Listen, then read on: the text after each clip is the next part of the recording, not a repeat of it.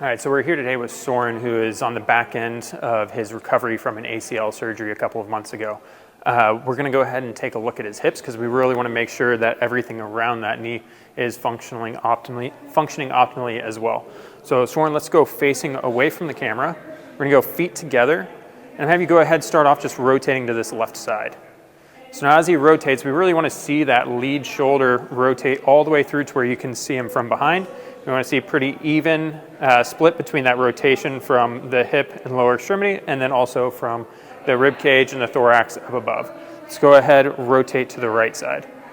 Now you can see as he goes to rotate from this side, we can't see that shoulder anymore, and this hip does not rotate nearly as much as we did rotating to that left side. Now, Soren, we're going to go facing the camera. We're going to go feet together, hands in front of you, and we're going to squat all the way down.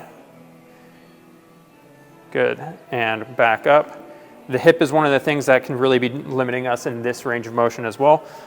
Ideally, what I want to see is being able to come all the way down, being able to knock the knuckles on the ground, and then coming all the way back up without losing that balance. So we're going to go ahead, dive into the hip, and look a little bit closer at what can be limiting us here. All right, so both of those movements, they tested our hip's ability to rotate, but now as we come down into the squat, we're testing to see how well the hip can rotate while in a flex position and standing, how we can rotate into an extended position with the hips straight. So we're going to go getting this foot out of the way. We're just going to go knees straight in front. Good. Rotate this foot across towards the shin. Good. And that's what we're looking for, is that mid-shin area. Good. And the other side.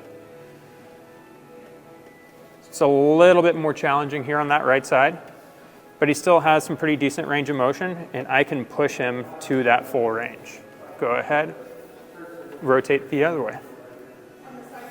And that's exactly what we're looking for right here. Now let's see where we're at here on this right side. So this one we have to compensate a little bit more. It's a little bit more challenging for him. And when I go to move him, this is where I feel like the hip really stops. So I want to see a few extra degrees there to really improve that range of motion and take some of that load off of the knee.